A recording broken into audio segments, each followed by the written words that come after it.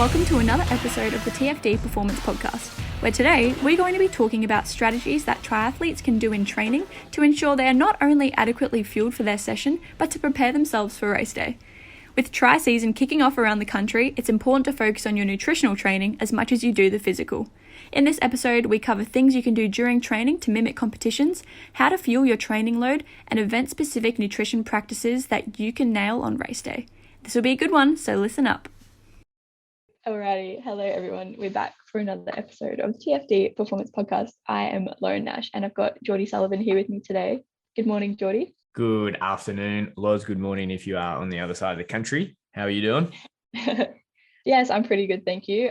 Just off air, we were talking about your upcoming event, which is exciting and kind of in line with what we're talking about today, but not quite. Do you want to give a quick debrief of that? Because it could allude to something we're going to talk about in the future.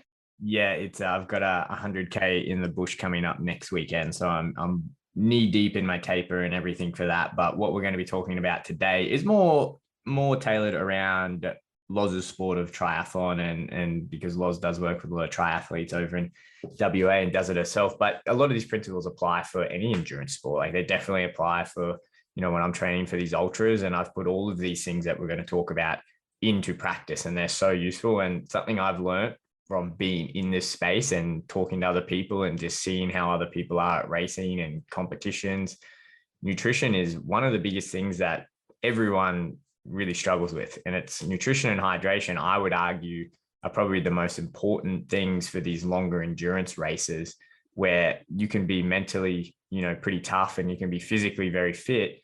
But if you don't have your nutrition and hydration in place, you can't really tap into those two things as best as you can. So we're going to talk about 5 strategies that you can start implementing right now in your training that are definitely going to help you out when it comes to your next race or competition.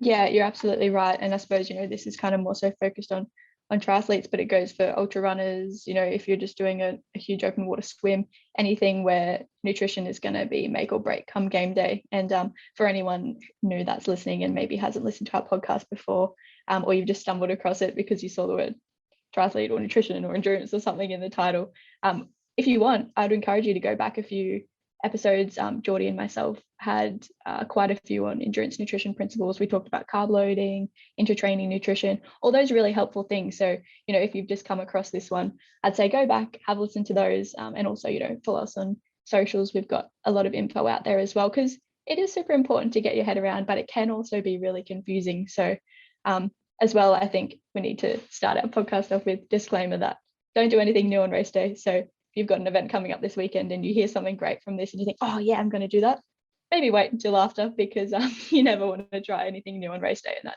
doesn't just go for triathlon, but footy, weightlifting, MMA, anything like that. So yes, ultimately over here, triathlon season's kicking off. So it's time to really focus on your nutrition as well as your training. And as Geordie mentioned, we're going to talk about some strategies that you can do in training to prepare yourself for the comp. So one of the first ones I think we should get started off with is just making sure that you're eating enough to support your training load in general.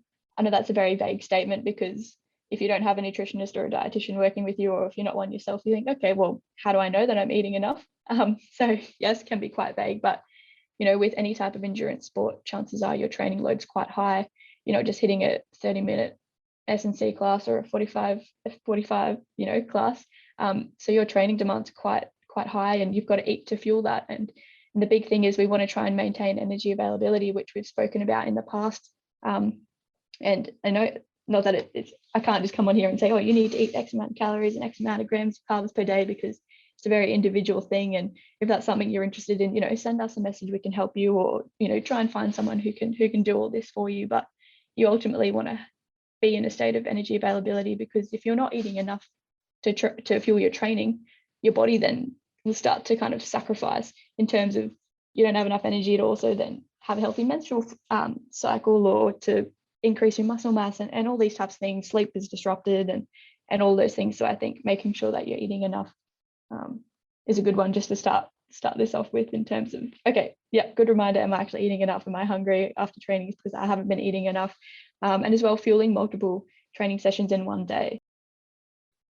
Yeah, couldn't agree more. This is by far the biggest thing that I have learned going into endurance sport. And I'll outright say it, I'm by far not the best runner by any means, but I can compete with some pretty good guys. And that is purely due to the fact that I know how to fuel myself properly. Well, I know how to fuel myself a lot better than what they do.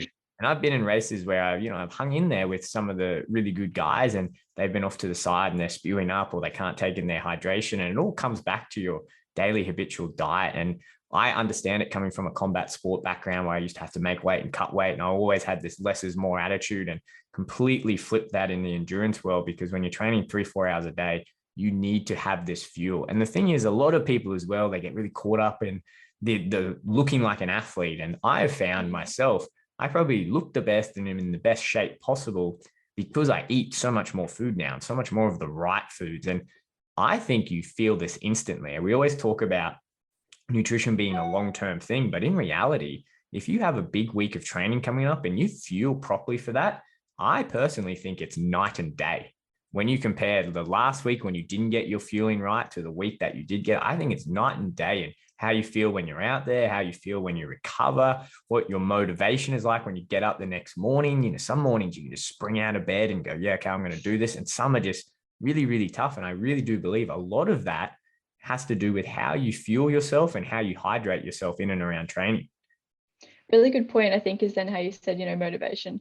I think food's a huge motivator as well, in terms of, I know it's not a placebo effect, the more you eat and when you eat the right amounts of food, you actually do feel better. But regardless, it is a huge mental thing for me. If I've had a really good meal or I've had lots of carbs, I know I'm going to have a good session because I've got energy in the tank. So for me as well, nutrition stems far beyond the physical, but it's also the mental side as well. Because if you've been putting in the fuel in the tank, you're not running on empty, so you can go the distance. But yeah, it's so important. You can feel it helps you sleep better. When you sleep better, you've got more energy to train, and then you train better, and then you recover better. It's just like this one big cycle. But if you're doing any type of endurance sport, you're probably going to be training more than once a day. So as well, a lot of people say, oh, should I eat less on rest days? And then what about, if you're training 2, 3, 4 times a day?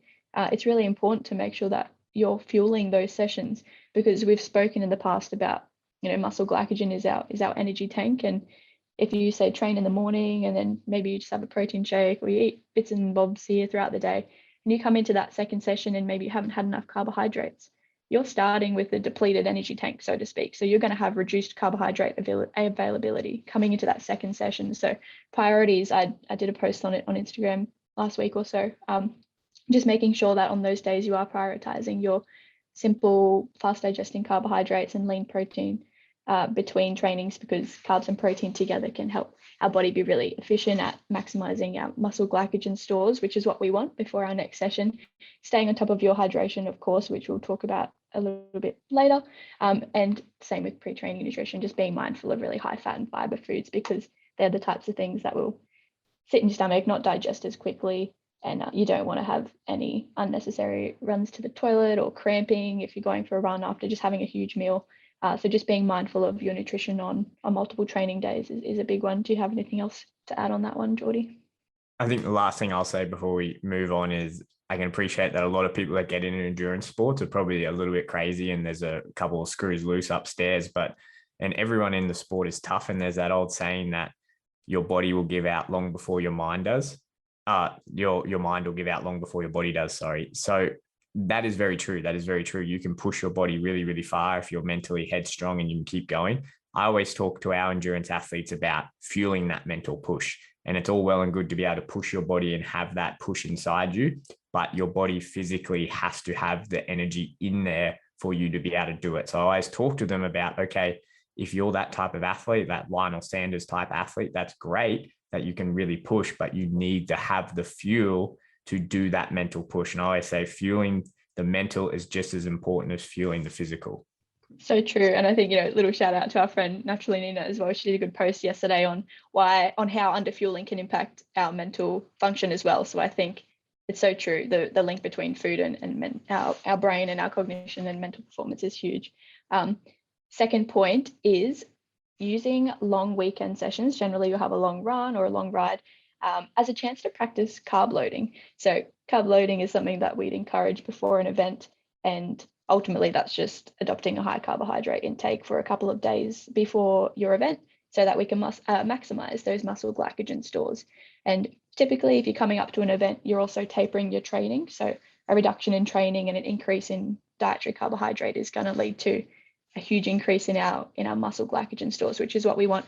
However, if you're just kind of doing training, you're probably not going to be tapering as well, just in a random week.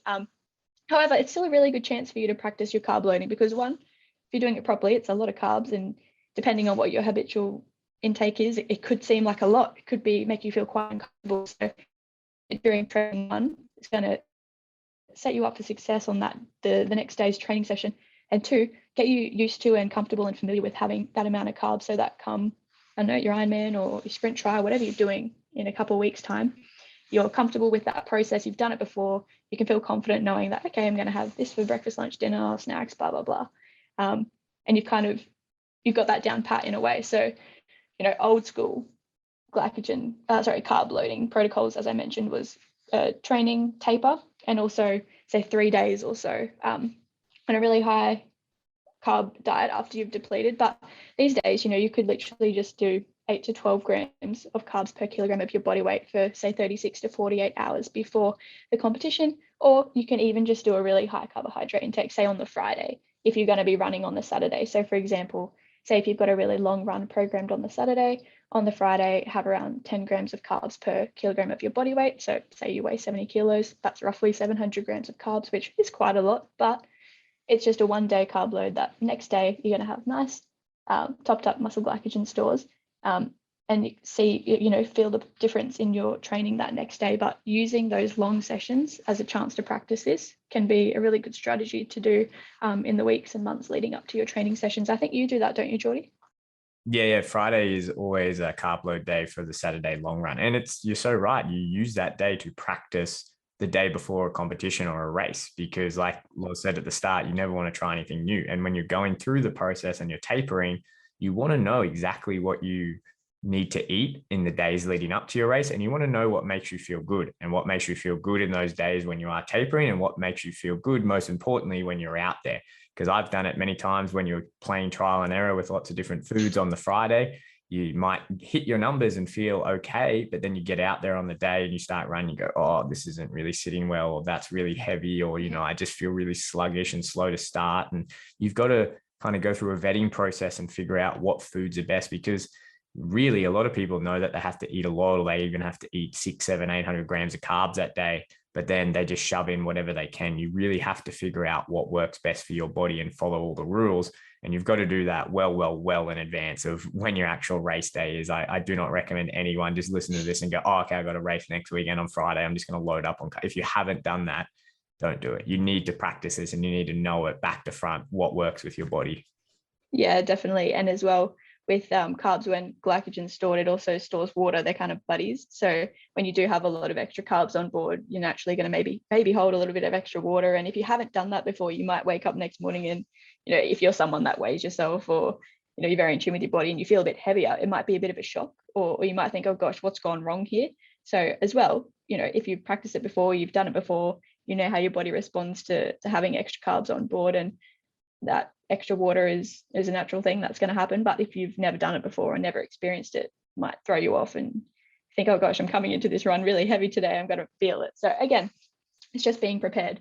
On that note, I'll come back to number 3, but tip number 4 was just practicing your intra-training nutrition and hydration as well. So you've practiced your pre-event carb loading, and now we're talking about that intra-training nutrition and hydration, which is a huge thing, because you not only need to practice the amounts of foods that you want to, like the amounts of carbs that you want to try and get per hour, but also your timing. Are you going to have 30 grams on the hour every hour, or are you going to have 30 grams every 20 minutes, or are you going to have 30 grams every 10 minutes? It's getting that timing right for you.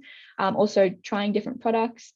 I get a couple of my people to go to the shops and buy a couple of different gels or bars, so that they don't just go and buy like a 24 pack of cis gels and then find out that they don't like them and they just wasted $60. But go and grab a few different things, even Cliff Bars from the supermarket. You don't even have to go to a fancy shop or anything, but grab a few different products and try them during training, so that you realize, okay, yeah, I like this one, or I don't like that one. And as well, again, with go back to our episode from quite a while ago where we talked in depth about intra-training nutrition, but what's going to be your goal? Are you someone that just wants to aim for 30 grams an hour, or are you really pushing the limits of that upper carbohydrate intake, which is up around 120 grams an hour? So it's okay, kind of deciding what works well for you, and then in a way like writing it down. Okay, well, if I have, I don't know, 2 dates and 500 mils of my carb powder, I know I'm going to hit this target every hour. What does this look like across a ride, run, and a swim, or just a ride or just a run? So getting familiar with the plan so that you're not just winging it come race day is a big thing there. And also the logistics of eating and drinking whilst you're exercising, because that's a huge one that, athletes in other sports don't have to consider. Are you going to have a handheld water bottle? Do you have a pack? Do you have things on your bike? Do you have them in your pocket? Like if you're riding and you're trying to get things out of your pocket, is that awkward for you? Are you good at that? Are you going to fall off a bike? I'm still not that good at it. Sometimes really throws me. So, practicing these things in training is really helpful. And also just to prevent, again, like you mentioned, Geordie, feeling uncomfortable, feeling a bit sick mid-training if you've not practiced it before. So it's ultimately just trying all these things so that you feel comfortable come race day. And with regards to your hydration, we've spoken again in depth about this previously, but trying to get an estimate of how much fluid you're losing during training can help you to estimate, keyword being estimate, how much fluid you should also be having during an event. Do you want to talk to this one? Yeah, I think this is hugely undervalued and hugely underutilized practice. I think in the endurance world is people know that they have to hydrate, but they just don't really know how to do it. And this is the easiest way. And again, we keep saying it, you got to practice this on your long runs, because it's not like you're going to go out into the mountains, or if you're doing, I don't know, a brick session and you're going from a swim into a ride, into a run, you're not bringing your scale out to like every transition and then doing it. What you're doing is you're going out and you need to get feedback, and you need to kind of keep a mental note or physically write it down how much you're drinking, and weigh yourself before, weigh yourself after, because you have to have an idea. I was saying to Loz off air, the hydration one can be quite complex, because there's been sessions where I thought I nailed it and I got in enough, and then I go home and I urinate, and then it's just, I'm clearly dehydrated. And then I check the scale and I go, oh man, I haven't hit the numbers well enough. And then you go through and you go, oh, actually, you know what, there was an hour there that I really fell behind. I need to make sure that I'm on top of that. So and that goes for your carbohydrates as well. And I think the biggest thing with this is you can plan out all your numbers and say, I'm going to have, I don't know, 1 liter of fluid, and I'm going to have 100 grams of carbohydrates, and I'm going to do that every hour for 4 hours. But what does that practically look like when you're out there? What does that look like in the physical amount of food, the fluid that you're going to do? There's a logistical problem there where you actually have to grab it out of your pack, or you have to get it off a table or for a checkpoint, or whatever it is. You have to figure that out. And then say, like, if you're running, I always talk to our clients, it's a real skill to be able to run, keep a pace, maintain your breath, and then still get these foods in while you're unpackaging something or getting it in. So there's a whole logistical and practical side of it that you have to figure out as well. So you'll get the numbers, and then, okay, what does that look like in food? How do I actually pull that off? And then you've got the additional hurdle. Say if you do what I do with the ultras, is when you get the palate fatigue and you don't want those foods anymore. And then we've got to swap. And then we go, okay, what's our plan when the palate fatigue comes in? And what if the palate fatigue comes in 20 kilometers earlier than what I was anticipating? Do I have a game plan for that? So it's a lot of things that I've found a lot of guys in the endurance world don't really think about. And it's, I'll worry about that when we get there. And it's like, no, worry about it now, so you have a game plan for when you do get there, because you will get there. I think a few weeks ago, we spoke about that event that you did, this 60K one, and kind of, shit hit the fan on that day, and things kind of just really went from bad to worse. And I think you mentioned, you need a plan for when the plan doesn't work.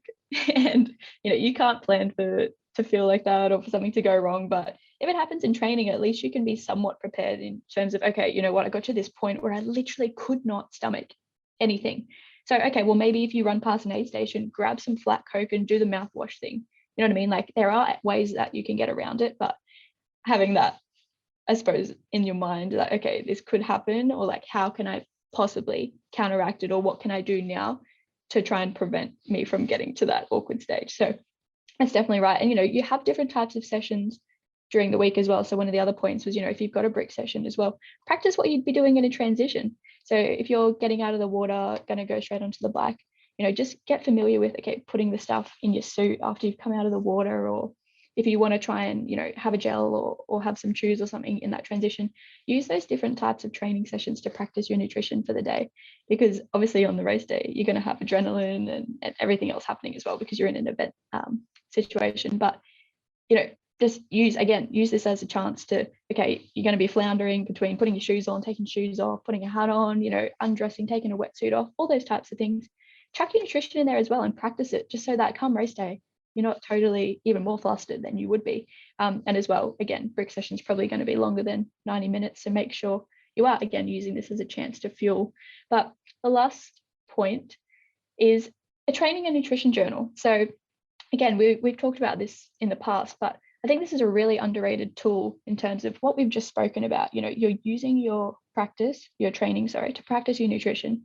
It's not going to be any good if you don't really remember how it felt. So keeping note, whether it's, you've got a handwritten journal or you just write a couple of notes in your iPhone about what you ate and drank, maybe the timing, what type of session it was, how you felt during your session, all those types of things can really help you to reflect on the session and also realize, okay, well, what worked well for me or maybe what didn't work, so that moving forward when you go to your next long run, okay, I had a banana beforehand, didn't sit too well, but I was able to stay on top of my hydration because this new powder that I had was great. So it's coming up with, okay, yeah, then you start to see consistencies in terms of this really works, this doesn't work well. So as you get closer to the event, you can really tailor your race plan to reflect what did and didn't work during training. And it might seem lame, oh my gosh, I need to write a journal, but it doesn't have to be, dear diary, today in my training I felt great. It's just make a couple of notes about what you had, what went well, what didn't go well, because I think you probably learned a lot from your race a few weeks ago, Geordie, in terms of what went well, what didn't well, and I imagine you've probably adapted in a way. So I think, yes, reflection is a huge part of being an athlete, but also nailing your nutrition. Yeah, absolutely. And you learn from those bad experiences, even from the good experiences, you learn from it, but you need to make sure that you are learning. And a journal like that is so powerful, because you can say, yeah, I want to get 100 grams of carbs in. But if you go having never done that, and then you go out on the trail or on your bike or, go for a run on the track, whatever, if you try to do it, it's not going to go well. Your gut's not going to be able to handle that. We've spoken about that at length. You've got to train your gut. And training your gut is that progressive overload principle. So writing these down and then adding up the numbers. Okay, this Saturday I got 45 grams in. Next Saturday, I'm going to try for 55 grams. I'm going to add in by having a little bit of dried fruit. And then the next weekend, I'm going to throw an extra gel in. So I have 2 gels on my dried fruit. I'm going to have 60 grams. Okay, next week I want to get up to, and that's how you slowly build it up. And then you can figure it out and you really get a comprehensive plan that works for your body, and you've built up to that. And the only way you can really do that and get it really bang on is by having a training journal. Even the other day, I was in the pool and I was thinking I should have been focusing on swimming, but I was thinking, wow, I literally just ate about 10 minutes before I hopped in the pool. And I felt really good because, as a kid, I don't know if your parents did the same, but mum always said to me, you have to wait at least an hour after lunch before you go swimming, otherwise you'll sink, or something like that. And now as an adult and obviously a dietitian, I'm probably, educated enough to make my own decisions, but I find myself eating, 10, 15, 20 minutes before training now. And I feel great. I don't feel sick, don't feel, anything that I used to feel. So it's, okay, yes, you might be listening to this and thinking, I just cannot eat before or during training. But as you mentioned, it's progressive overload for your stomach. Over time, just commit, maybe now you have to eat an hour before training, but, a couple of weeks, couple of months, or in a year, it doesn't matter. Everyone's different. You'll find yourself being comfortable eating really close to training. And it's just about persevering and also finding what works. For example, I can't really have a bowl of cereal or something right before I was going to go for a run. But if I was having rice cakes with jam, perfect. I could literally eat it and run because I know that works really well for me. So it's the same for you, what works for your coach or what works for your training partner, what works for your actual partner, it's going to be different to what works for you. So again, it's trying to block out that, everyone else's opinions, because what works for someone doesn't always work for you.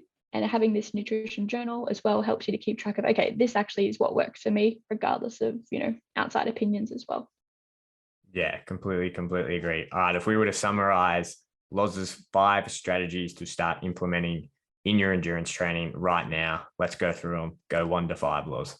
Yep. So number 1 is eat enough to reflect your training load. So making sure you're eating enough is huge priority. Second is using your long training sessions as a chance to practice carbohydrate loading. You can do that literally the day before, having around 10 grams of carbs per kilogram of your body weight. Third tip was practice your intra-training nutrition and hydration strategies during your training sessions. Also as well, tip 3 was if you got a brick session or a different type of session, again, practice your transition nutrition. Gives you a really good chance to practice what's going to happen come race day. And the last one was keep a training and nutrition journal so that all the strategies 1 to 4, you can then reflect on in that 5th strategy. Yeah, all very good points. And remember, failing at these things is all part of it. It's all part of the fun.